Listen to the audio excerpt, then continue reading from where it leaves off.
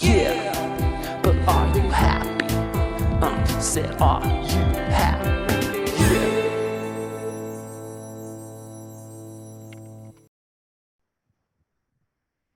Hello, friends and family. Hey, Lane? Hey, Katie Stone. I'm just a I'm just a therapist who's also a comedy person and am on psych meds. And we're talking about the name of our podcast is Yeah, but Are You Happy? The podcast that is all about the intersection of comedy and mental health. Am I right? You're so right, Lane. And some days we don't even talk about lately. You know what? Because guess what? We haven't performed live comedy since March of 2020. If you're listening to this and you don't know what date it is December 9th. And none of us went home for Thanksgiving, and none of us are allowed to go home for Christmas. And that's what we're going to be talking about today here on Yeah, but Are You Happy? Lane introduced himself with what what's the word I was going to use? I lost one. I have aphasia. That's not a mental health condition. It's just a thing that's happening.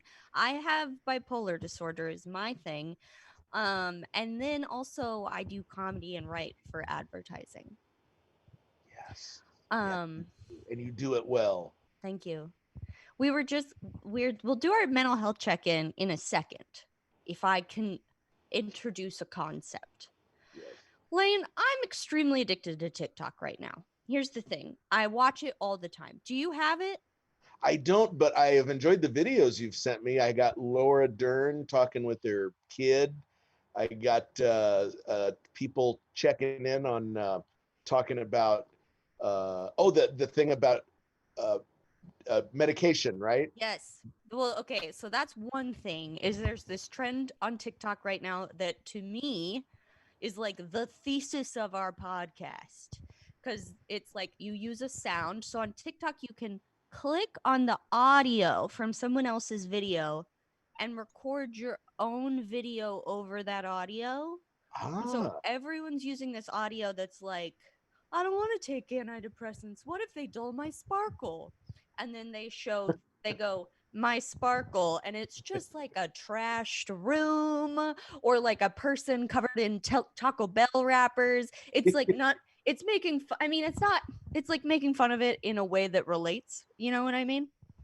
It's like, yeah, why do we feel this way? And I really have enjoyed it. it's I don't know. great. It's nice that teens have found this way to make each other feel included. Although, also, apparently, okay, the algorithm on TikTok is so specific that you find yourself on blank TikTok. Like, if you click like on too many of one kind of video, it'll show you just that kind of video. So I will end up some days on ADHD TikTok and I'll just get served videos about ADHD, which I do have a diagnosis of that. Don't talk about it a lot because I know we've talked about this. It's like a culturally bound thing. So I'm like, it's probably just that our brains work different and we call it a problem. But a lot of the ADHD TikTok things list things that I always associated with my bipolar symptoms. And then they're like, no, that's just ADHD. And then I'm like, I do have it, right? The same test told me I had both. So Hmm. I think but you know what I mean? Where you're like, am I listen, I'm just listening to this one test. Yeah, And my body and mind. yeah. How did you get diagnosed? If you don't mind me asking, how was your what was the process for you to get diagnosed with ADHD? Basically, well, okay. I had always kind of known I had it. And then in high school, they were like, if we give you the drugs, we'd probably give you, it could dull your sparkle. It was like, it could Oh, make you a little bit of a zombie. And so I went to a doctor about it when I got my first desk job. And she said, I wondered if you were going to ask for ADHD meds given how you're moving right now. And because I like twirl my ring. I used to wear rings every day and I would twirl my rings all the time and I'll like play with things. But I didn't actually get a diagnosis until I took like a billion question questionnaire when I started seeing the first psychiatrist I saw that I liked. Oh, So that okay. wasn't even my first psychiatrist. The first one gave me some test and I don't know what it said, but he was a dick and I hated him. Okay. Sorry, I laughed at that. That was No, it's you gave a okay. You look like can that. laugh. You gave a look like that is not funny. No, it is funny in how not funny it is. Yeah, Because yeah. it's a change, I will admit, it's a change in demeanor for me. Because as much as I love to bitch about people, there are very few people who I genuinely hate. And Oh, Dr. I probably shouldn't say his name, right? That's like libel or no. This is my review. This is not a fact. the Yelp It review. is my ZocDoc review of Dr. Bernard Kim, who is a white man. So just so you know, I'm not being So you racist. know. He also went to Tulane, which I did, and he looks like he did, and I don't like any of my classmates, so that's part of it. But he is just a tiny little frat boy who once told me I was too emotional, and I was like, "You are my mental health professional." And he said, if you had seen me earlier, you wouldn't have done a bunch of these things. And I was like, if I'd seen you earlier, we'd be living in an alternate reality. But I'm here now, motherfucker. Why are you saying that to Dang. me? Yeah, I looked him up. Seems cool. I wonder what his reviews say. I can't remember if I ever left him a review because that's the other thing. I told him the antidepressants he was giving me, which were also causing mania, but he just thought I was a crazy woman and made that very clear to me, were making me nauseous. And so he prescribed me a different antidepressant, which he had pens and sticky notes and like all this promotional materials for. And it made me sicker. So I looked it up online, and the number one comment was that it caused more nausea than any other antidepressant. Whoa. And I was like, wow, you can. I just stopped seeing him. I just stopped taking the meds and stopped seeing him, which is not help. It's not help. You're not supposed to just stop. Yeah, yeah. Anyway, we got here No, from because TikTok. which proves that both of us have ADHD. He used to really have a terrible social media addiction. Like it was kind of, I don't want to be like, it was debilitating, but it kind of was like I would be really distracted from work based on social media. And I always thought there was something wrong with me that I fixed. Mm. And then I realized it's just that I stopped posting myself. And it's the notifications that cause that dopamine, because I had a video go not all the way viral at all, but I got 5,000 likes and 25,000 views on a TikTok about my bangs. And Whoa. I have not been able to stop checking my phone because you get like, ooh, am I? Because at first they like start slow and then, like the algorithm shows it to more and more people. So it was like, ooh, am I going to get to 1,000? Am I going to get to 2,000? Am I going to get, it's like playing a video Wow. game. But That's anyway, awesome. No, is well, it? I have heard good things from about TikTok from Jess Lonnet Yeah. and Chris McKeever. Yeah. Uh, most listeners have no idea who we're talking about. I know. But they are big fans of the TikTok. And what I understand is that the algorithm is so good, So good. it learns your tastes, and it becomes super addictive because it gets that good at predicting what you're gonna like. It definitely can replace TV if you want it to. I think the other thing that's cool is like TV is so elite. You're getting like the best minds in the world, but then there are only like 10 of them working on a 30-minute show. In 30 minutes on TikTok, you'll see 45 different people performing their best joke. You know what I mean? Yeah. So I don't know. I guess part of it is we're all looking for substitutes for live comedy right now. And True. it's as close as I uh I am filling that void with I have a television and it's in the bedroom, and and we had a gentleman come out and he mounted it to the wall, and this is the first time I've ever had a TV. So it's mounted up here, and all I want to do is just be in bed and watching television, and so I'm that's how I'm doing, uh, and it's boy, it's great. It's just a slippery slope. um Let's just be ADHD today. This will be the Christmas quarantine and then the popcorn episode. Have you ever listened to Las Culturistas podcast? No, I have not. It's pretty fun. It's the first couple times I didn't love it because it's these two very energetic men. One's Bowen Yang from SNL, Hmm. and then his longtime creative partner, who's also gay, and so they just talk about the Hmm. culture. And they had Amber Ruffin on. Everybody knows I'm obsessed with Amber Ruffin, and I live for the Oh. Amber Ruffin show. I watch it every Saturday morning, like it's Saturday morning cartoons. Oh no, And I it's have not so watched funny. it. Is what if you don't mind me asking, what is the format? Okay, so in theory, it's a late night show. She Okay. does a monologue, which is like extra goofy. And then usually there's a segment where she just talks about her feelings on the modern world. And so you just get to have like, I don't know, it's like really empowering to watch like a black woman with her own show talk about what she feels about, especially the news since that show has been on, which is like the past 3 months. And then her co-host, because she writes musicals, and then her Hmm. co-host is also from Baby Want Candy, the UCB Oh musical yes, troupe. for And sure. so they will do like 1, 2, 3 songs that they write topical for the week. They do, I mean, admittedly, every episode kind of varies, and they're all good. A few of them are some of the best episodes of television I've ever seen. I mean, it's all topical, so like Oh, I don't know if it'll be the best. amazing, awesome. But they had her on this podcast.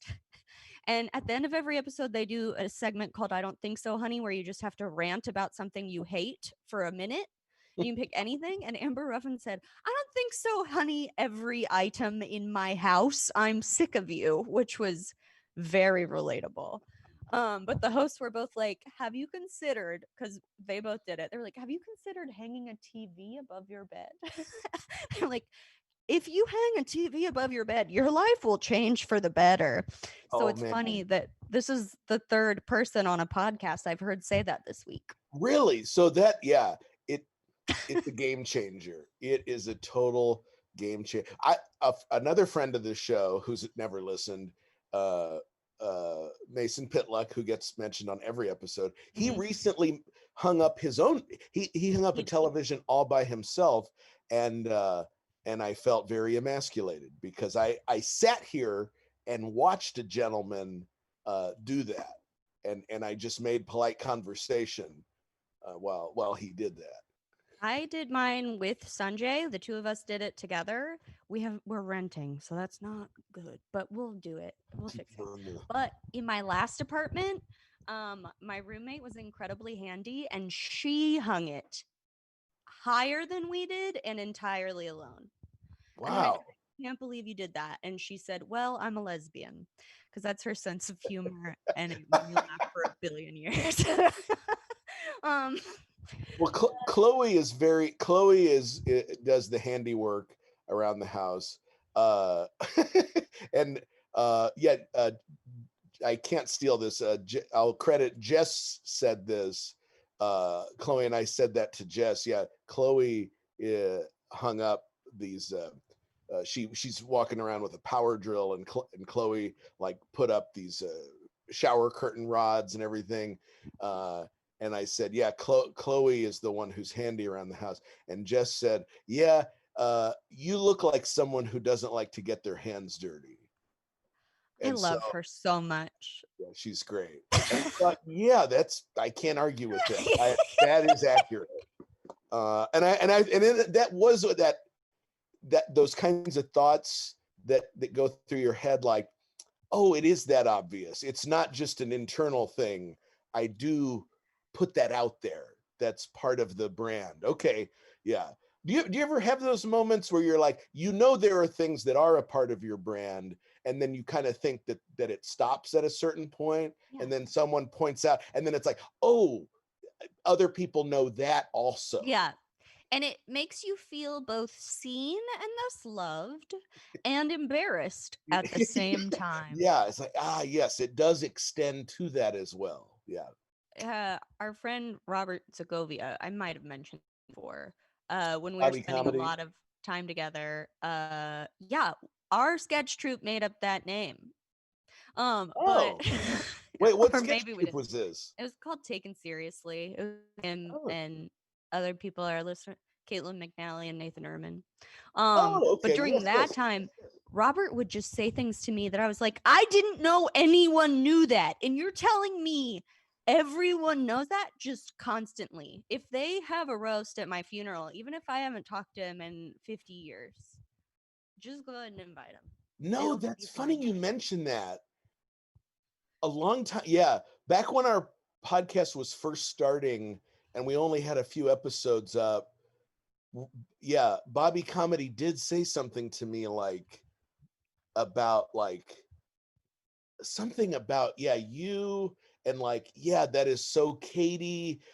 Yeah, I love the way Katie says this or that and he was like he said something that yeah that made it sound like you and him were super close because he said he goes yeah and I know anytime she refers to anyone without even that her saying their name he Yeah. knows who you're referring to. Yeah. And and you and I have been doing this podcast for however long and I still don't know Well, to be fair, all Robert of knew me when I was crazy, and you met me once I was sane. So, okay yeah anyway, but also he said that with a lot of love like he's yeah, someone he clearly has a lot of he affection has love and affection for you. he has a sister named Katie, and I have a brother named Robert, and I think that's always impacted us. Isn't that crazy? You ever meet people like that? Like that is weird. I know we're total ADHD in it. Uh, I can play this game too.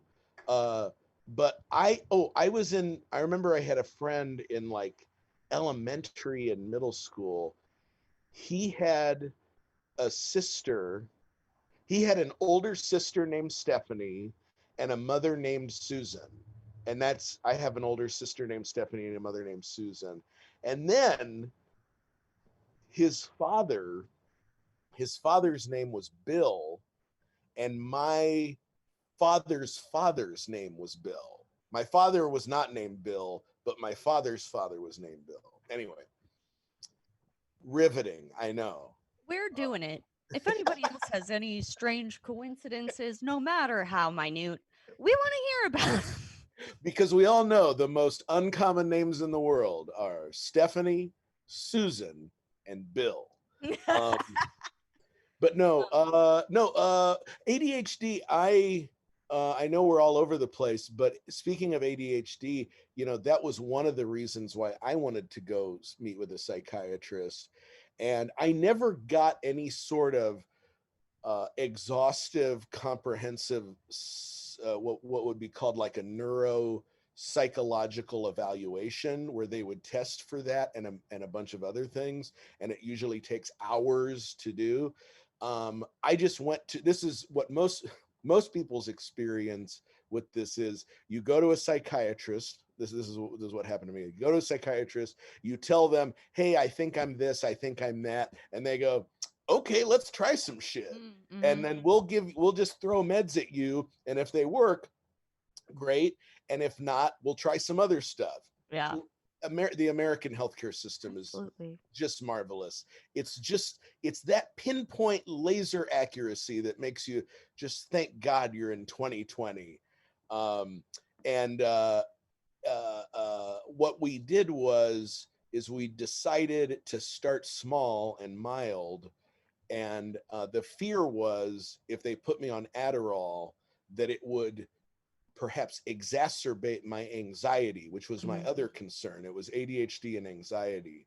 So they thought Adderall might elevate the anxiety. So it is, I think I mentioned this before, but it's Wellbutrin and Lexapro that they have me on. Yeah. And I think it helps, but Yeah. there is still what I don't know that I don't think I've ever mentioned this on the podcast, but what that means is there is still a lingering doubt. And I think a lot of people have this is someone might say, well, do you have ADHD? And my answer is, I think, question mark. Yeah. Like I never did the 3 or 4 hour eval thing, but the doctor man says okay, and he gives me a thing, and I take a thing, and it helps kind of. So I guess I kind of have it. It's just a weird gray area that I think a lot of people live in with their Yeah. mental health issues. Mine was also, I would say, if you, even if you take one of those psych evaluations, because I think I went in and I was like fucked up, you know, like I was like very upset because I had been going through a very, like anybody when they go to a psychiatrist for the first time, I'd been going through a bad mental health spell that followed like getting out of that old psychiatry relationship and a romantic one. And then so I took this like long test with like all these questions that were like, you know, like kind of whatever decision tree. So it was like they were learning a lot about me specifically. Oh yeah. And then they were like very subtly like, has anyone ever talked to you about bipolar disorder? And so that was like the big one. And then they didn't actually tell me that I had scored like 100% for ADHD until I brought it up probably 8 months later. And they were like, we don't want to tell you you have anything that isn't actively bothering you because we don't want you to start like we don't want you like if it's not impacting your day-to-day life, like we don't want to put you on a bunch of meds or whatever. Oh, okay. Oh, I'm glad I brought that up because they had the info to be like, okay, well, if she ever mentions this, it seems that way. But if she doesn't mention it, let's not just put her on Adderall. You know what I mean? Yeah, for sure, Um, for sure. So I don't know Yeah. why I brought that up besides to say No, no, like, no.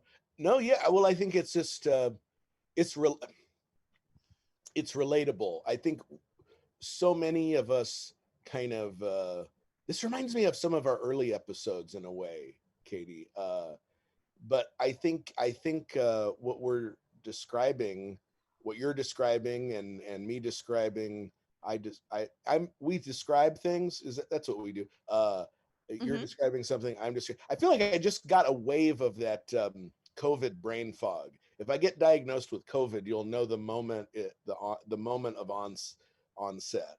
Uh, but brain fog. Where was I with the things? Oh, that so many of us live kind of in a gray area with mental health, where our diagnosis changes over time.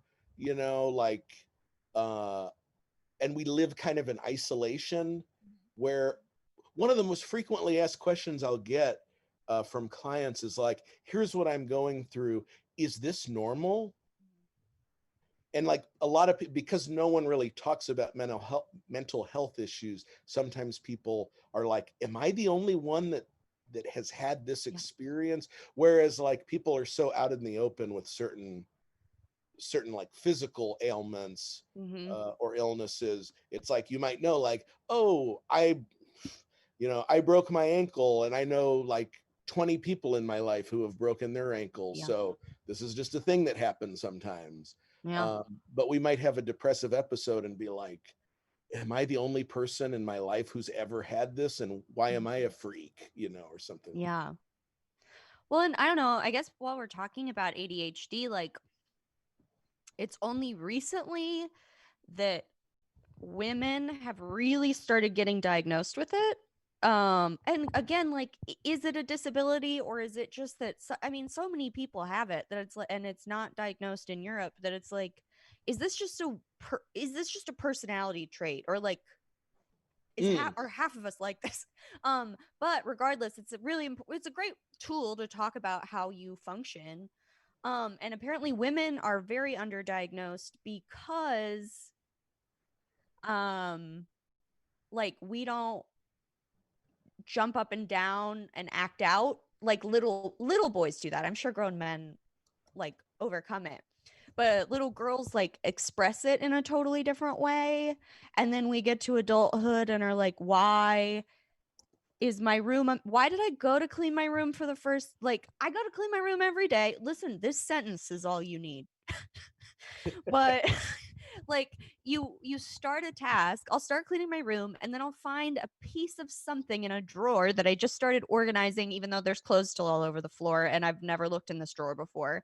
And that drawer will have a letter from an ex-boyfriend from 6 years ago. So then I go and check his Instagram, and then on his Instagram that reminds me that I had to do something on my computer, whatever. And then 8 hours later, my room's still a mess. But that could also be true of everyone. I think that is true of everyone. No, I feel like that's kind of the way ADD presented itself in my life, is that yeah, it's the distracted type, not the hyperactive type. Yeah. So the ADD as opposed to ADHD, and that's really yeah. The DSM-5 kind of combined it. You know, it's they Yeah. kind of they call it yeah. That makes sense. Yeah, but yeah, it's that kind that gets oftentimes diagnosed in adulthood, and you're right, it is kind of seen more often in women, and therefore goes undiagnosed, whereas with young boys it oftentimes is that hyperactive uh yeah, that hyperactive side of it, where yeah, it's obvious to everyone, like, oh, this kid is like disruptive, Yeah. and yeah, you can't ignore it. Whereas yeah, the distracted type is so much quieter, it can totally fly under the radar. And I think that was me, and it, you know, I've always been one of those people, I always like zone out. I always, do you relate to that John Mulaney bit about zoning out? He has like a whole chunk of material on Give just me zoning more out. details. Sure, sure. It's he says he's at a doctor's appointment, and his doctor is going over the results of his blood work from the physical, and it's all very important information. And he's looking at the doctor, making eye contact, and in his and so he appears to be paying attention, but in John Mulaney's brain, he says he's thinking one day, none of the Beatles had mustaches, and then one day they all had mustaches. And like, and then like he zones out and completely, and his wife is like, "So what did your doctor say about your physical?" It's no recollection. Oh, I'm like, "Yeah, that sounds like me." that's terrible. Well, okay, two things. I was gonna say, oh, that must be from one of the ones I've only seen twice, because I'm admittedly one of those people who's watched the first two 40 times. Oh, But another thing I learned recently, that I have terrible episodic memory. Like, I can't remember conversations. And I think I've always thought part of it was anxiety, because I live in the same bad moments over and over again. I don't think my brain assigns the same amount of weight to good moments. But apparently, trouble with episodic memory can also be ADHD based, because you don't stay present in one memory for very, like, oh, wait. So tell me, yeah, I don't think I know.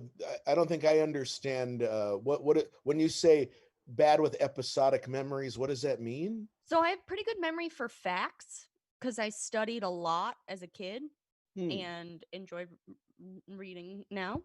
But I can't remember important milestones in my social life. Ah. I can't remember, like, I can't remember watching movie, like, just anything that you process, because you process like factual and episodic memory differently. So, like, interactions or experiences, I have a very hard time remembering. And to be honest, it's funny because Devin has a very good memory.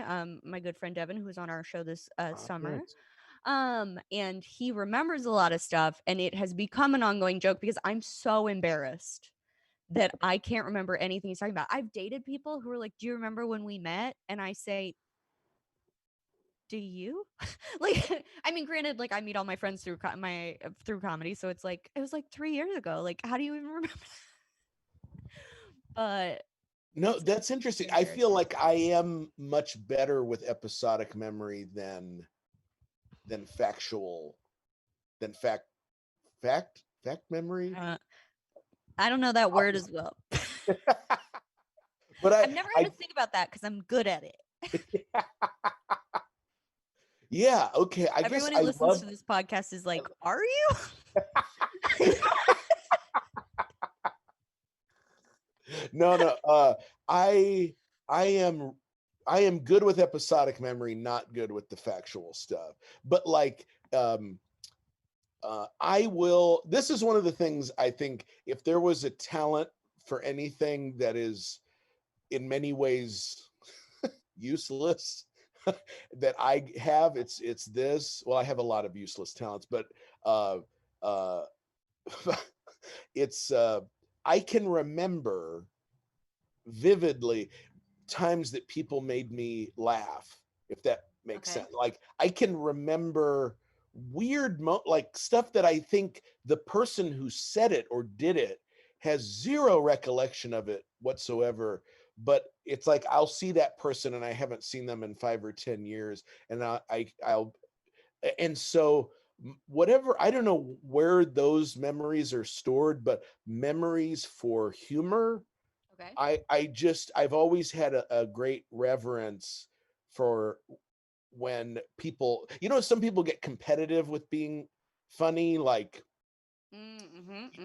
it's, but I've always just, if someone cracks me up and really makes me laugh, I just can't let it go. Where I think it almost gets to the point where people are like, yeah, Lane, I get it. I made you laugh 15 years ago. You can let it go. You don't have to mention that every time we see Is each that other. why every time we met someone together for like 2 years, you were like, this is my friend Katie. She opened for Maria Bamford. I was thinking, yes, that has crossed my mind. That is probably a big part of it. Hey, oh, speaking of this popped up in conversation recently with a client. What venue was that? I was trying to remember. Was it the Aztec or It's the called the Majestic? Aztec, yeah. The Aztec. Okay, yeah. Sorry. I love to think that I know that they probably went there, but I love to think that you just talk about me to your clients. My relational therapist talked about her cousin Jackie. Cousin Jackie, if you're listening, I know a lot about you. Kidding, I'll never meet her. That might not even be her name. Can I say a brief apology to our listeners in the live chat? If you're listening to this on a podcast, you'll be let in on something. I cut my own bangs on Sunday and still obsessed with the way they look and feel. And so I keep touching them and rearranging them, and I am still listening to Lane, but I look like fucking narcissist. I keep looking into my own Zoom and then being like, Well, your bangs look great. thank you. And yeah, and that photo of you that you posted about your bangs is just marvelous. And Thank maybe you. now I should ask, uh who took that? Because it looks like a professional headshot or I something. just took it in front of a window with a beauty filter on. Well, it's marvelous. I seriously, do as I it was too, Lane. scrolling through Facebook, my first thought was it was like I'm looking at a model here. Yeah. Wow, thanks, Lane. No, and that's the thing though, is like I end up I keep talking about it. And the main thing is, I mean, imagine feeling something new on your face every second of the day.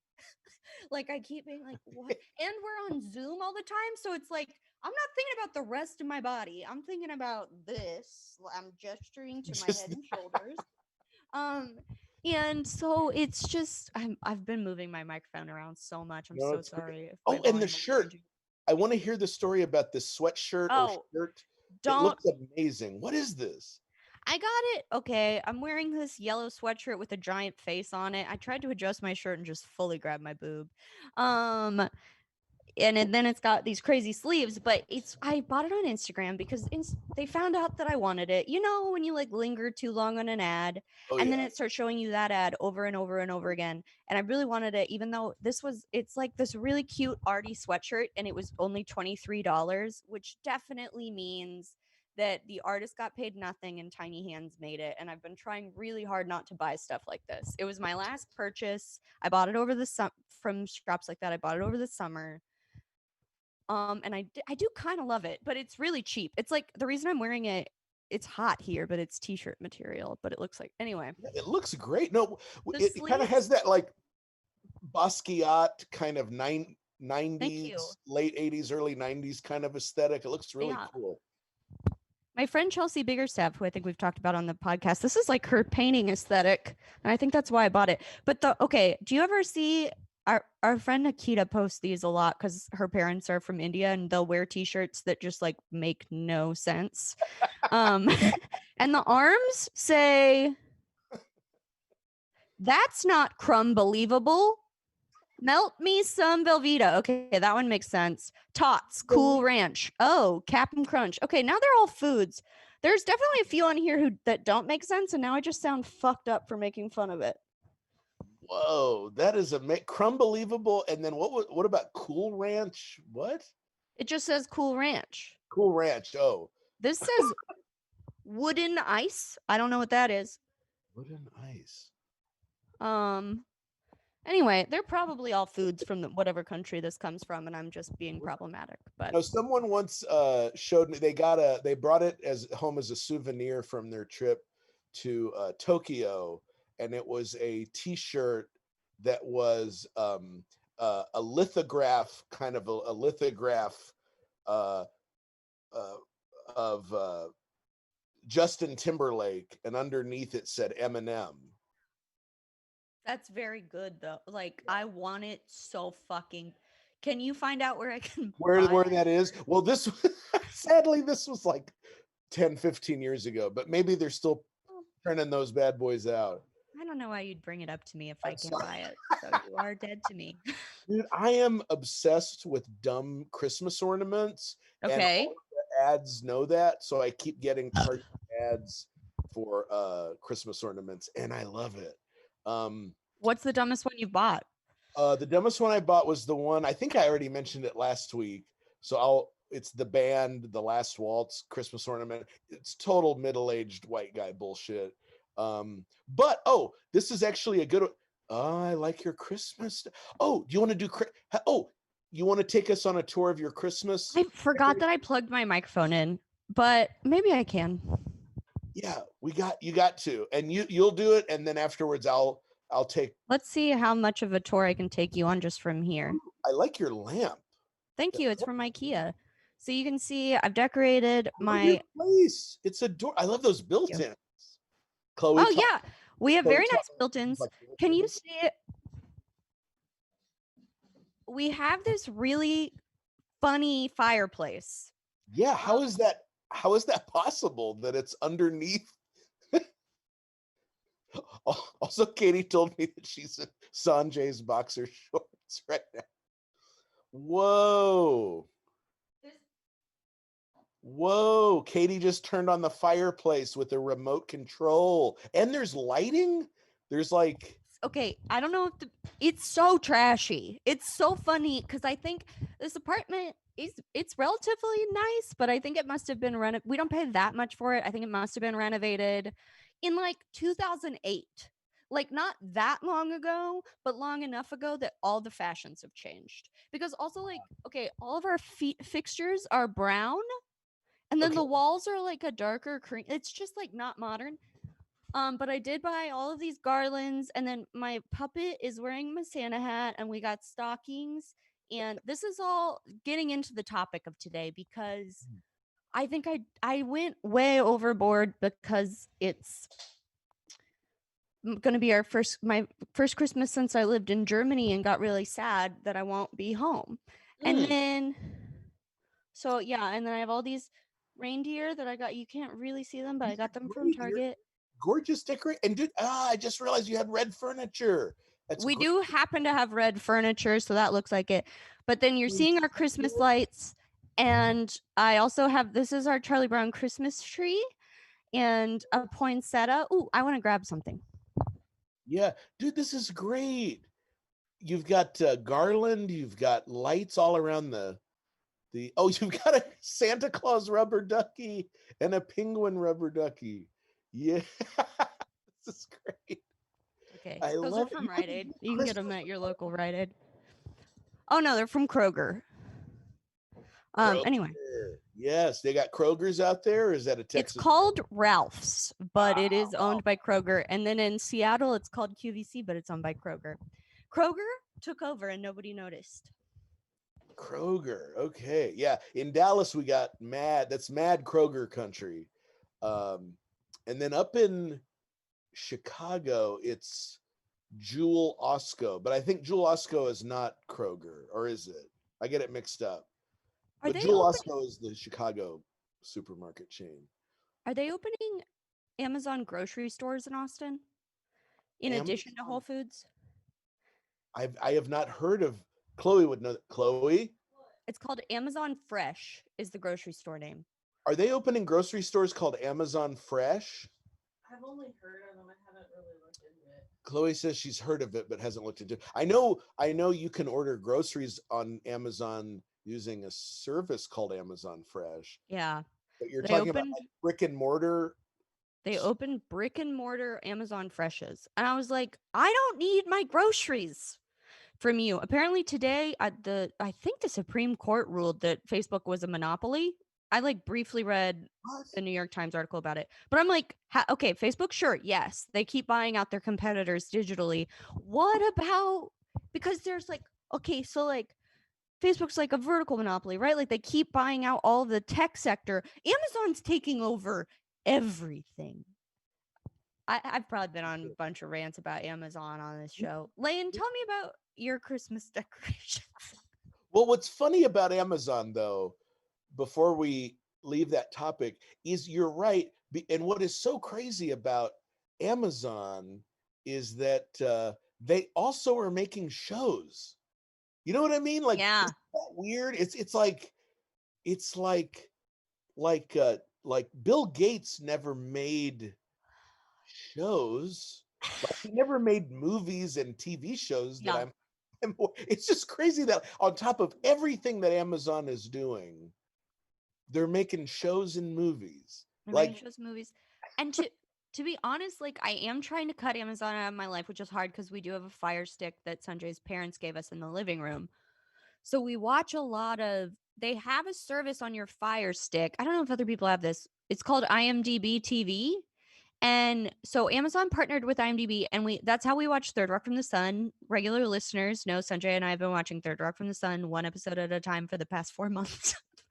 But if you watch Third Rock or like any of the movies they have on there, we watch the Hunger Games franchise, like all this shit. Every commercial you get is just Amazon propaganda. And when I say that, it's not like they're advertising you services. They're talking about their green initiatives, all of the things they do for their employees, all of their education services.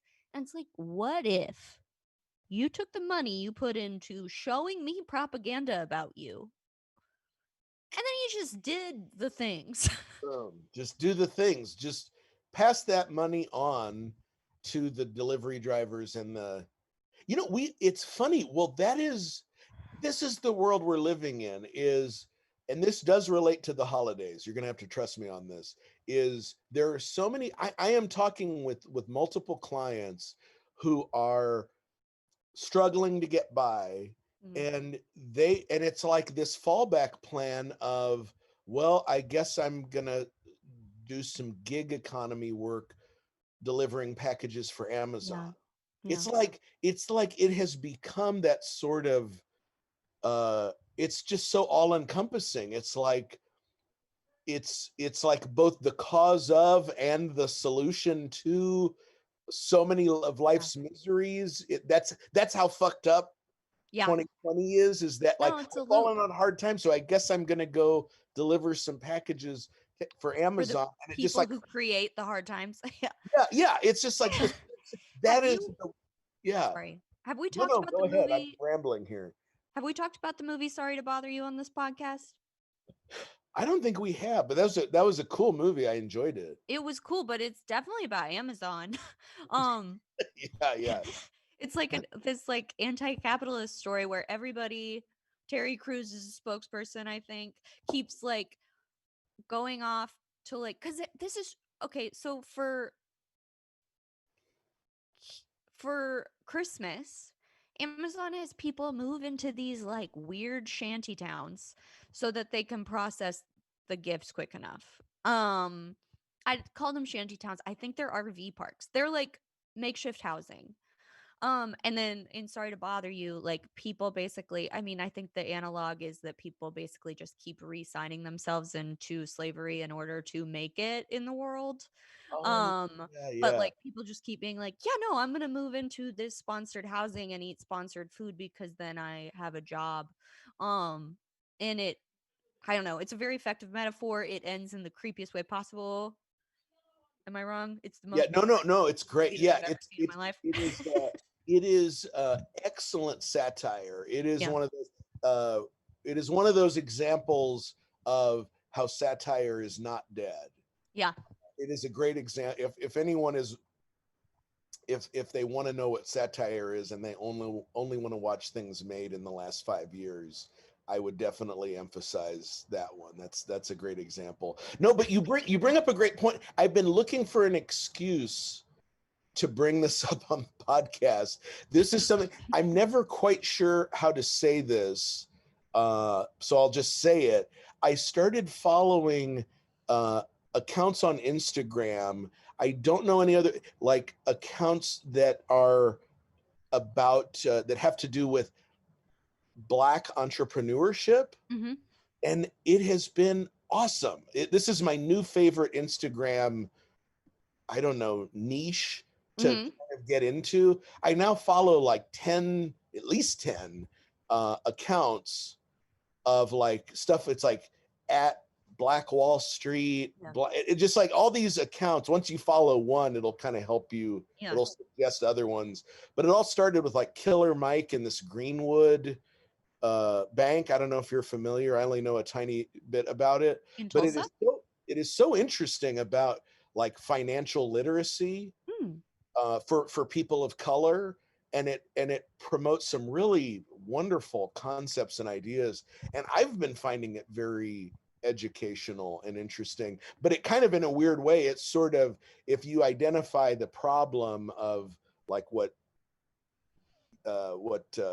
Sorry to Bother You kind of shines a light on, and what we were talking about with Amazon, it's like this kind of scratches that itch of like, oh, this is what people are doing about it, and that is Yeah. I love that, and it's just inspiring, and helps to fight the hopelessness, helps to Yeah. fight hopelessness, which Just is getting into our depressing holidays conversation. I keep saying we're getting into it, and now it's like we're over halfway through the show. But I think that is one thing, is like this holiday season is kind of like it's something we're spending away from our families, but also like I know what it is and I don't know what it is. Like we all became so much more socially aware this year, I think. And like I had time to research alternatives to buying on Amazon. And I think like buying Black owned will be a bigger deal this Christmas, or like small businesses like generally. Um so I don't know. I think that's one lovely aspect of the year. I hope, I don't know, maybe I'm wrong. Cause also, I get into my silo on TikTok, right? Sorry, I'm just gonna, everything references TikTok. But I get into the silo and it's mostly like, I just thought like it's socialist teens. It's Black and Jewish lesbian teens. That's what it shows me. And yet I still get so much stuff about people loving Amazon. And I'm like, am I alone in this? I mean, everybody, I know that I'm the only asshole who doesn't really buy from them, but like, it is like, I didn't think people of my political background advertised it. Or not even, it's not even sponsored posts. It's like jokes about how much they love Amazon. Anyway, oh, interesting. I Okay. also think that the pandemic broke all of us in an individual way, and mine has to do with monopolies. And I bring up this topic an annoying amount, and I apologize. No worry. No. Wait, you're saying, being anti-monopolies, not pro-monopolies. Not pro. I'm not pro. Not I'm gonna pro. come out hard, not pro monopoly. No. Shit, I had something that related to the holidays, but no, I wanted to show you around the Ingram Please. homestead. Show us Chloe, oh my god, yay.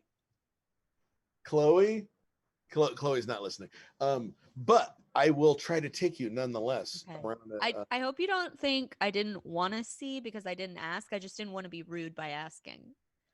Let's see. I'm gonna text Chloe. Let's show our tree to the listeners. Because Chloe really did all the work with the tree. I helped in the sense that I sat next to Chloe Chloe was standing and working. I was sitting, and I was unboxing the boxed up Christmas decoration, and I was just I was feeding her the. What did she say? You What were- happened? So I texted her, "Let's show our tree to the listeners," and Chloe wrote back, "Go for it." Huh. Like which kind of says to me, she's just saying you do it. But then she wrote now ? So I will write yes, and I'll just start walking in that. Okay. Okay, here we go. I'm walking. We're walking, and you're kind of seeing our house a little bit. Tell them to ignore the boxes. Yeah, ignore the boxes. We have a lot of boxes. I'll try and keep the frame nice and tight. We'll tighten the frame. But here's the tree. Oh my god, it's beautiful. Is it white with green decor or is it green with white decor? So It's everything. So it's flocked. And then Okay, I love it. green tinsel and silver tinsel. Most of the time I go one or the other, but this year we went both. Hell yeah. Mm-hmm. Oh my god, it's gorgeous. Look at your Rolling Stones ornament. It's a little kick drum. Chloe got that for me as a gift because she knows I love ornaments of things that I geek out about. So Got there's a like UT one. Ooh, a Bart Simpson. a Ghostbuster. I get all sorts of pop culture ornaments throughout the year. There's Ripley there's a Seinfeld one. with the best of us. Looks like a Christmas story, maybe? No. Christmas There's a Story. Christmas story. There's We've got Ripley from Alien. that's a strong female lead there, Katie. Uh-huh. You like those, right? I do like those. I do like those. What else? What else? We went to Nashville once, so Yep, we there's got a that. little Nashville boot. This is a good tree. Thank you. Here's I was curious what adults our age put on their tree, and now I know. It's a mixture of old and new. We've got Lane's sister had like a neighbor who was making ornaments, and so she made one of Lil Man, or like That's very has cute. his name on it. It's very cute. Oh, sure, the El Arroyo. Oh, yeah. This Did is you tell her new. the story about this? No, tell the story. Okay, so I think I heard Lane earlier talk about the targeted ads and him falling for them. Mhm. Well, I also sometimes fall for targeted ads. I was like, oh, this is super cute. El Arroyo, which is, a meh restaurant, Yeah. but is famous for their quippy signs. Mhm. They decide to put out a series of ornaments that you can order that are like of the sign. And I was like, oh, that's super silly. And then I was like, well, let's just see what the signs are. Mhm. And so the one that I saw that actually really made me laugh was 90% of marriage is just shouting what from different rooms. Yeah. And I was like, that's super cute. Okay, Katie, Lane and I both separately ordered this same goddamn order. And we both said it was a surprise. It was gonna be a surprise. And then they both showed up. They're both on the tree, right? Well, No, We're they don't have to be. Listen, that was what I would think it was a funny joke, but your tree doesn't have to be a joke. it's not a joke. No, we want to give one to someone because we're like, we don't need two of those ornaments, but it's really nice. They did a really good job with it, and it's done in the kind of that like vintage style of. It's cute, yeah. Yeah, Oh, just a little fun. yeah. Show there's the stacks. Oh on. yeah, our favorite soul label out of Memphis. Hmm. Hmm. Just Oh, sort of a. You like Should it I up be on- narrating these for our listeners? Wait, who are those people? Is that Simon and Garfunkel? Yes. It's Home Alone. It's Harry. Oh, it's and I forget what Joe Pesci. okay. If The burglars. listeners Burglars. picture a version of the guys from Home Alone drawn as a cartoon that could also be Simon and Garfunkel, that's what I'm looking at. How about there's an official Office ornament Oh, yeah, from that's Hallmark. Brooks Best Boss. Okay. Oh, this one was super cute. This is a little abominable snowman that I had gotten from a store here. And I kind of had it just sitting on the coffee table. And this was like the first Christmas that we had Lil Man. Lil Man, who normally doesn't give a shit about toys, thought this was a toy and took this into his little cage and like got his little doggy drool all over it. I was like, that's so precious. Is that a new love seat? Did you guys get a new love We seat? got a new love seat. Chloe insisted we get a vintage pink corduroy love seat. And me being a good husband, I said, yes. Is it comfy? It's super comfy. Good. It doesn't have to be that cute, you know? I love it. I just thought it was funny because for a second I was like, is that little man's couch? I mean, Well, is that couch? dog bed on it. I'm glad that podcasts are an audio medium. We'll post pictures or something. So that's the house so far. That's the part of the house that is showable. I love it. Thank you for showing us, Lane. Thank you, Chloe left. Chloe ran out of the room. Chloe's already gone. She's eating her pan chili. Her pants. Do other people did that happen off air? Oh. Chloe made chili in a sheet pan. Yeah. Oh my god, are you in your kitchen? You have your kitchen. That must be nice. Your kitchen's so much bigger than it was in your one bedroom. Yeah, we had such a tiny kitchen before, and now we have an actual kitchen. But that was the pan chili. That's It's good. interesting. You want me to? I can do a taste test real quick. Yeah, do a taste Yeah. test. Again, a nice visual medium of podcasts. Here we go.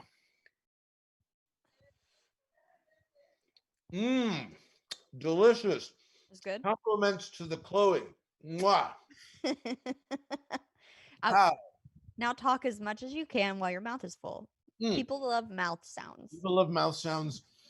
But no, that's the Ingrams in quarantine. In other words, we're not doing well, and we're not going to be with our families for the first time ever for Christmas, and that's the first time I've really talked about the topic, and we're an hour in. So, Lane, first of all, I just want to read off real quick to you because Tina said a few cute things. She said, Yes. Your tree tells such a sweet story of cute moments in your lives. I agree. And then when we said sheet pan chili, she said, what? I've never heard of this. And I like the idea that people get irate about chili recipes. Because to be honest, I did feel that way inside, but I am open-minded to it. Well, Chloe will go there. Chloe will do some crazy stuff on you. She will push the limits. She'll get freaky. Many things, yes. None of it sexual. We've never had sex. But when it comes to chili, she'll make chili with some strange ingredients. Deodorant, perfume. Now, but she made chili tonight, and that was my first bite of it right now. And it was delicious. And it was made in an oven in a pan. I kept asking. You can't know. You know, sometimes you ask your partner, I don't know if anyone else has this experience. Sometimes I ask Chloe questions like, sheet pan chili, like, wow, how does that work? And she's just like, it just does. I'm like, but what are you doing? How'd that work? Yeah. And I'm like wanting her to kind of tell me the story. And she's just like, it's just made in a sheet pan. Hell And yeah. but tell me, how does it work? And she's like, I don't know. We'll see how it turns out. So I have no information to share with you other than it's chili made in a giant flat, like cookie sheet. Okay. That's gorgeous. But it was quite good. Well, now that we're in Ari and I want to hit you with the hard-hitting questions, Lane, because we were planning on talking a little bit about what it's like to be home with your family, not be home with your family is what I meant to say. I think last year we might have or 2 years ago, we did an episode about going home because my therapist would always make me schedule appointments as close to the right before I left and right when I got back. I say she knew I needed them. Right. Because going home, even though I don't really even have a negative relationship with my parents, brings out all of my regressive traits, and also I get upset with them if I'm home. Really? When I want to hear about that. you do? Okay, but then I'm gonna ask you about you. That I was gearing up to ask you about you, and you deflected on purpose. I see that now in your No, but face. no. Seriously interested because you've never mentioned that before. Uh, Well, I've talked about how my relationship with my dad is fucked up. I think people know that. My dad is very depressed and very sick, and he doesn't take care of himself, and then he blames the rest of us for it. So that is like its own whole bag of shit yes, that we deal with, and yes. it's fine. And then my mom and I get along really well. We're super close. We talk very often. We have a group text with my brother that's popping off all the time. Oh, But when I'm home, she is a very giving person, and my dad is a very taking person. And then her role within our extended family has become, I think they see her as a giving person, and then that becomes a cycle where they expect her to give, and then she does, and then she resents them. And that is a cycle that I fall into. So I'm not judging her. But then I become fixer Katie. And I go, why don't you just break that 60-year-old cycle for me? And she goes, I'm too old. And we have that fight 20 times in a trip home. Whereas if I'm not home, if she comes to visit me, we have an amazing time. We don't fight once. But if I'm home, we fight like every day. wow, wow. But okay, but do y'all? We make up Yeah. really fast. Yep. That's another thing. I am very, it's hard. I grew up in a household with my mom where we could get in a really explosive fight, and then 15 minutes later we'd be like, do you want to go to the mall? And so I carried that into early relationships in my 20s, and then I realized that's not normal. That is kind of how me and Ashley's relationship goes, but that's my only relationship like that. Awesome. That's totally me and Lil Man, though. Me and Lil Man, we just and then we make up. No, I envy that because, you know, as most people could probably tell if they listen to the podcast, it's probably a good thing that I am not going home That's for what I was gonna ask about. Yeah. that. It's probably just what the doctor ordered for all of us. Uh, but but my heart does go out to the people. I know that I talk with a lot of people who are very nervous and sad about the fact this will be the first time they've never had Christmas with their family, or even friends, because a lot of people are kind of doubling down for safety reasons as COVID numbers skyrocket. But for me personally, it's probably a good thing, and Chloe and I are gonna try to make the best of it, best of it, and just I'm gonna maybe grill a turkey. I'm all excited. Grill a turkey. We'll eat cookies and watch Scrooged and Elf and that sort of thing. I'm kind of looking forward to it. I think it'll be a fun change of pace. But what I envy about what you just said is the being able to resolve the argument so quickly and easily. I think my mother and sister have that. Mm-hmm. I am not afforded that.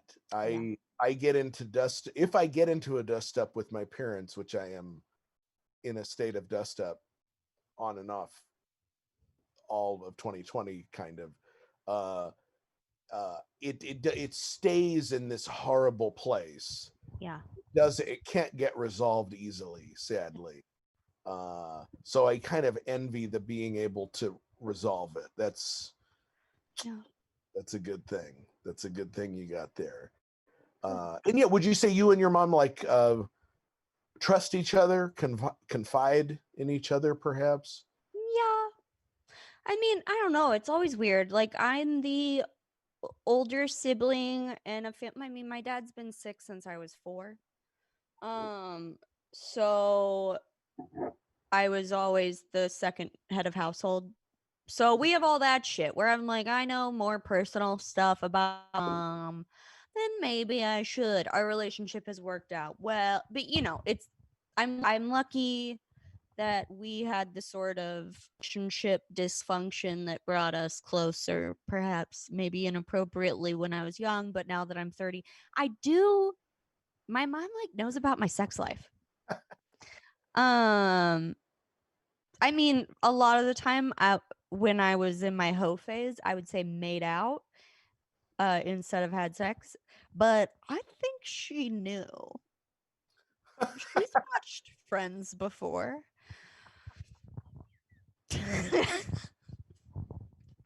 Oh, how much older are you than your brother, if you don't mind me asking? How many 2 years? years.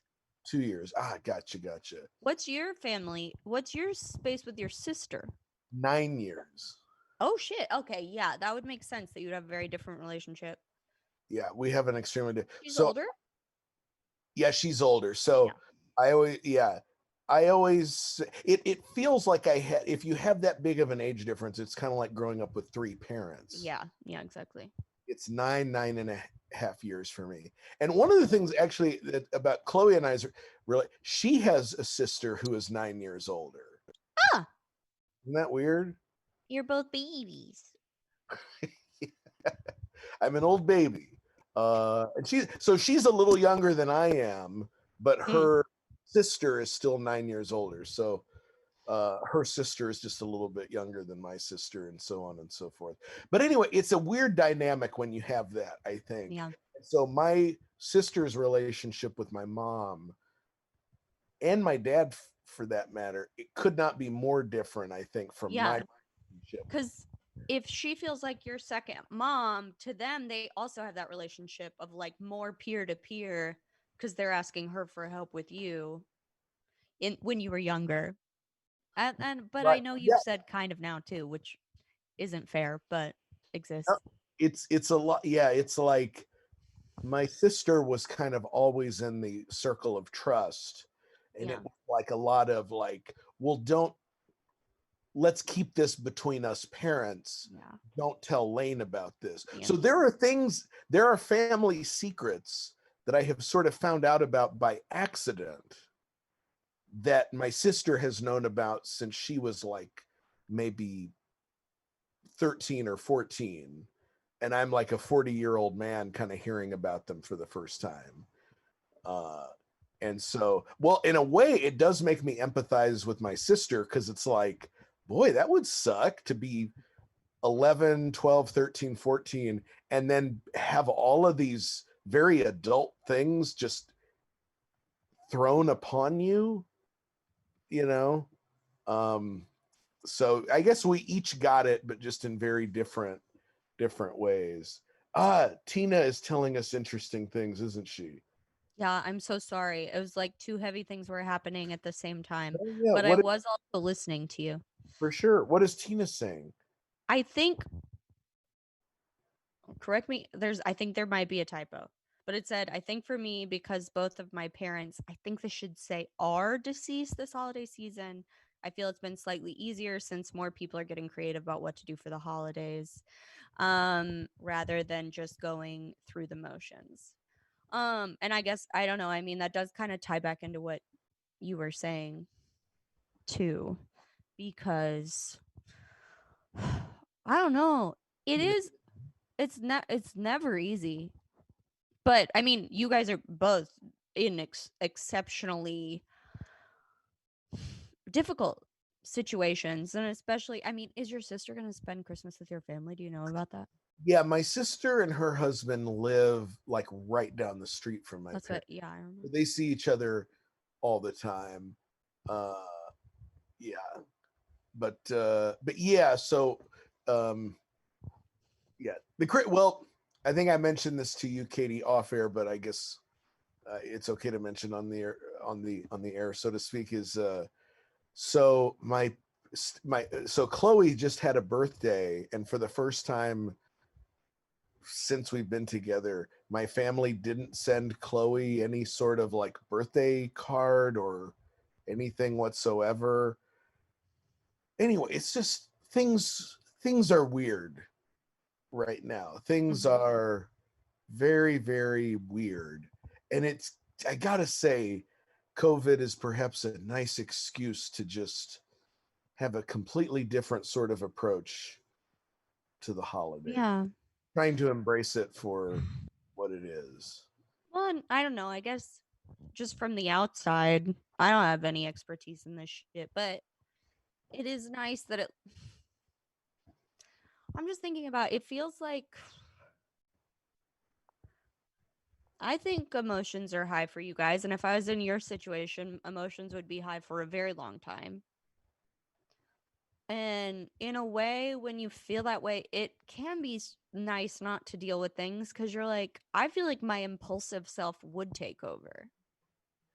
I'm not in a place emotionally at any point within months to say something rational when something goes wrong. I don't know if that. Yeah. No, like I yeah, like there are so many things I wish I could say Yeah. to them, but I know it would just make things worse. Yeah. Yeah. Yeah. Which is why it's probably good that we have this distance in this space. And then I am really looking forward to if we can make it work, and maybe we'll get some COVID tests popping off, uh get together with our bubble or something, our little Yeah. very small, very safe Austin bubble. And it's like, to have that is, I'm very grateful for Yeah. that. Everybody bought new houses. You got all sorts of houses to go to. Multiple of my best friends in Austin bought houses this year with yards that I could social distance hang in. But guess what? I live in Los Angeles, California. I will say, you know what? Can I give a quick word of warning? So we had a 5-person Thanksgiving. I brought it up last week and I was like, I don't want to Kill tell you Matt who's Needles. there. Why did you kill Matt Needles? I didn't kill Matt Needles. Okay. So the full story is we had that Thanksgiving. We didn't know last week when we had our episode, but Sanjay had seen 2 people within the 14-day span leading up to it. And we thought it was safe. They tested positive for COVID shortly after Thanksgiving. And we started panicking. And then Sanjay, of course, once that happens, I think he probably had sinus symptoms. He became convinced it was. We both, let's be real, I'm the panicker. I was like, this is COVID. So we go and we get tested. We don't have it. And I mean, it was within such a short window that I think, I'm sorry, I'm still playing with my bang so much. I think we would know, like, it would be a big deal if we had it. Anyway, but one of the people at our Thanksgiving got COVID and is very sick. And he thinks he got it. He hung out with his ex-girlfriend the day after Thanksgiving. And it's like, you hung out with your ex and got COVID like that? We should tell other people as a word of warning. Don't go see past lovers right now. But at the same time, there's a level to which they both tested positive. So it's like he probably got it from her. But what if it was my fault? I like this. I like this. I like this energy. I would like the podcast should now be like this. But what if I caused a good friend to die? I had that moment flash before my eyes. He's not going to die. He's fine. None of our friends are healthy, but they are all youngish. I had something. Oh, I'm sorry, I cut you off. Were you still? No. It had nothing. No. This is totally a Lane problem. But I had something, and I felt like you were really gonna like it, and then I lost it, and it's all on me. Maybe it'll. I've just been zoned out thinking about Matt Needles. He doesn't have COVID, which is a good sign that we didn't give it to people. Let's see. It was. Oh, can I recommend the game that we played on Thanksgiving that was so fun to other improvisers? Yes, please. Hold on, I have to go look at the name. I'll be right back. Oh, it's called Utter Nonsense. It's a card game. on acting apples to apples.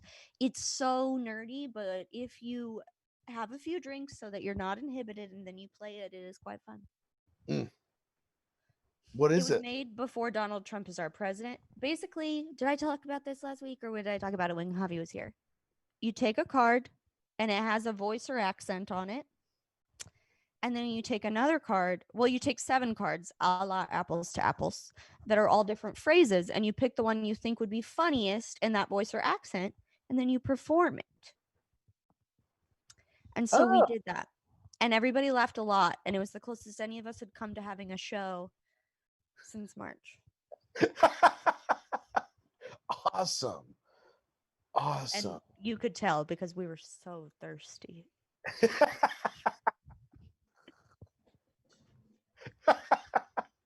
Thirsty for that We prop. were one-upping each other as much as we could with these accents, homie. Yes. Hell yeah.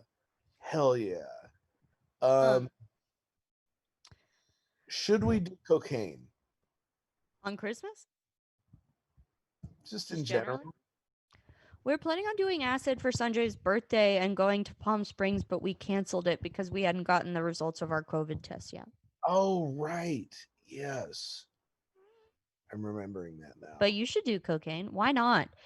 I think we should all be allowed whatever vice we want this Christmas because we're doing something good for our hearts by not spending time around our families. No, I'm just kidding. I know a lot of people are close with their families, so I don't want to be too flippant about it. And I do wish I could see mine in a way. Right. No, it's gotta be tough people being in complete isolation this time of year. I can't even imagine.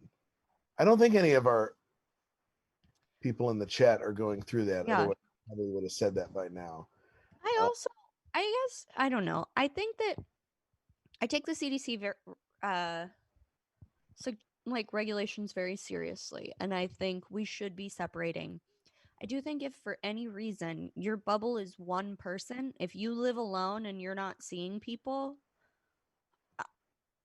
I personally, if you have any mental health issues at all, if you're just sad, which is like just being sad is a mental health issue. Like that's like having a stomach ache when you're in your body. You know, it's like maybe it's not something persistent, but it's a big deal right now.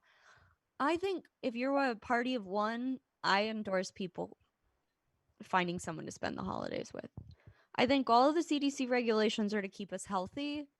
And if you are one person alone, you're probably not healthy. And I know that's a controversial opinion, but I think so often we get advice from people in a position of privilege, meaning they have like a family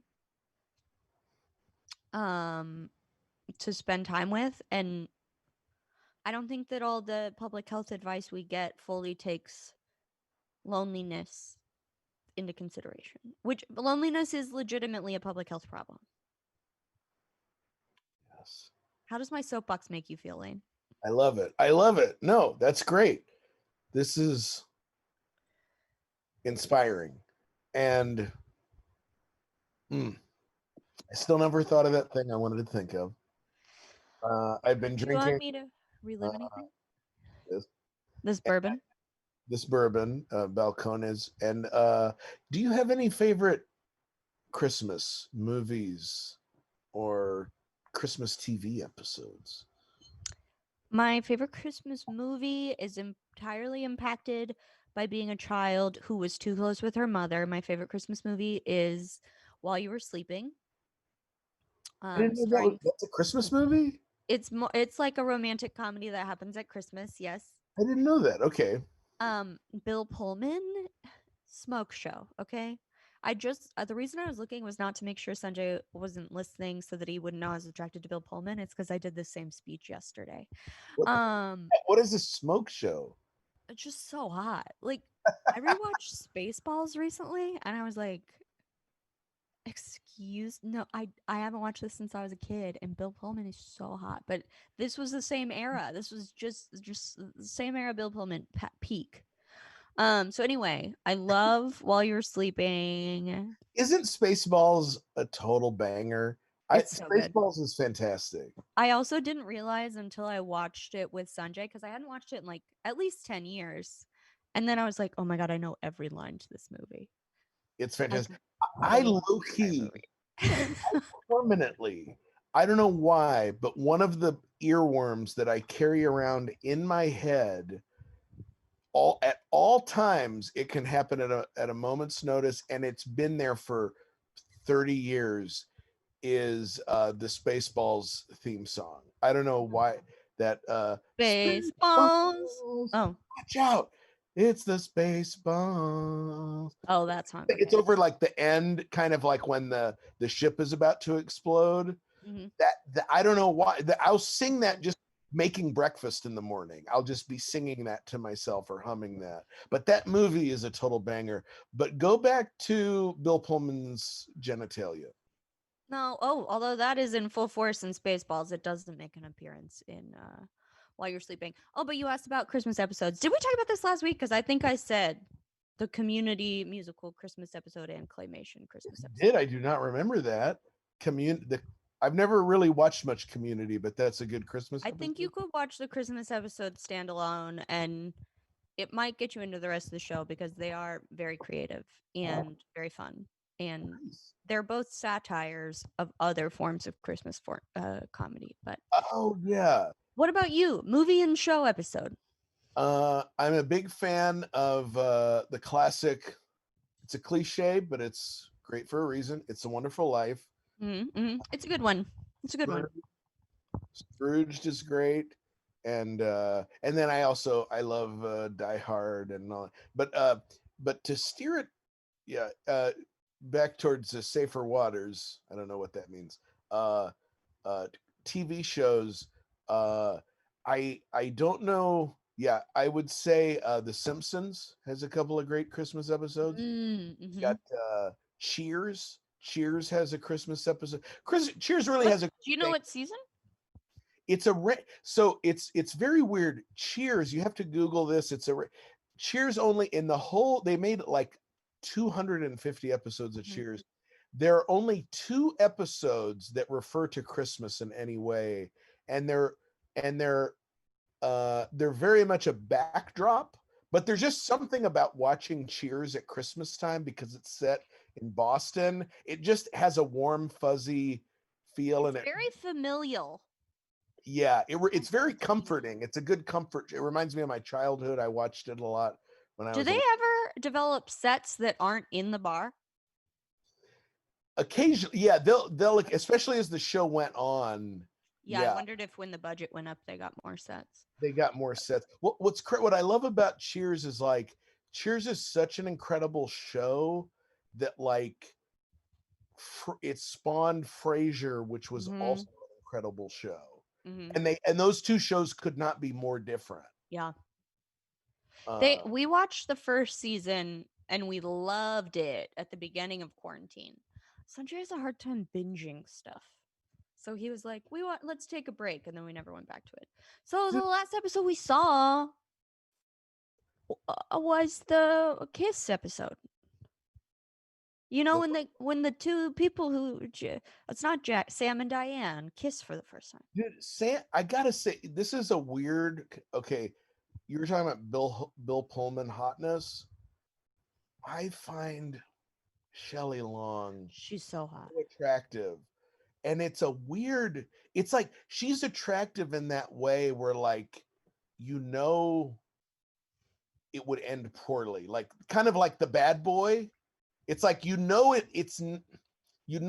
way it would work out great, but it would be really good.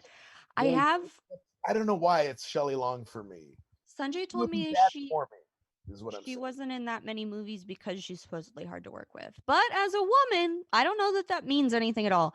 Also, she's so good in Troop Beverly Hills, and I want to wear. Maybe on my wedding day, I'll wear every costume for Troop Beverly Hills, and I'll be like, you have to put up with this. I've never seen Troop Beverly Hills, but would you do me a favor? I will watch Troop Beverly Hills. Would you watch Night Shift? Okay, we can trade. Night Shift. Night Shift. It is the log line for this movie is killer. And when you hear this log line, you will immediately think it's great if I know you. And you will Wait, also hold on. I've already forgotten the name. What is it? I'm Night writing it down. Night Shift. Okay, go on. and you will also acknowledge immediately that it could never be made in present day. It was from the early 80s, but it's two people who can't get employed anywhere else, work the graveyard shift at a morgue, and they decide to make some extra money. They turn it into a brothel. I like it. I like it. And Is it men or women? Is it men? Shelley, Two men? two men. Shelley Long is one of them. Shelley Long is the head of the Brothel. sex workers. Okay. The sex worker. I accept. Yeah, and it's Henry Winkler, who was the Fonz, Okay. and Michael Keaton, a very young Michael Keaton. Okay, I'll watch this. It is Ron Howard's directorial debut, in a sense, and Brian Grazer. It is the first like Ron Howard, Brian Grazer, and it is such a funny, raunchy comedy. And there is a scene of a scantily clad Shelley Long, and young Lane Ingram was like into it. Shelley Long. Good. Yes. If it helps at all, Sanjay loved Troop Beverly Hills. Okay. I made him watch a bunch of camp movies. What? I've heard Troop Beverly Hills is a cult classic. I've heard it's a very I'm just letting you know in case you thought I was making you watch a girl movie. No. No. I've heard that it is good. Yeah, thank you. But yes, I'm glad that Sanjay likes it. I think we should wrap up soon. I don't know. Hey, if you listen today, did you get any advice? No. We talked about decorating your house, which did make me feel nice. It makes me feel like I'm in a Christmas cocoon. And we talked about the ways in which our families are crazy. But it will someday we will find out. Maybe people just like to hear me devolve live on the air. Lane, I think everybody is very appreciative when you are open to talk about your family. I know it's a lot and you can always choose how much to share, but I think it is more common than we realize for people to have these sorts of falling outs. And you're talking about it just like anything else. Oh, thank you. Destigmatizes it. The chance to get to talk about it, because we're all afraid to talk. You're not talking bad anyway. You're talking about your own feelings. You're never saying this person is blank. You're always saying I feel blank. And I think we should all be allowed that. Thank you, Katie. Katie, I love you. I love you too. Preston. Love you, buddy. I always point up. We love you. We love our listeners. What was the log line I said that the podcast could be called? Was that helpful, Preston? That would be a good song too. Wait, real quick. I meant to ask you this when the show started. Do you have a favorite podcast song? Ooh, a favorite podcast song? I don't know if this has been canceled, but the Nerdist song. Okay. Will you sing it? I can't. No. All I remember is the synth sounds. It's a very pleasing. I mean, Chris Hardwick didn't write that song, so in my mind, it's probably like a Reggie Watts or something. He's fine. I also love the guitar outros to WTF. Nice. Just the like, hey, all right, Boomer live down.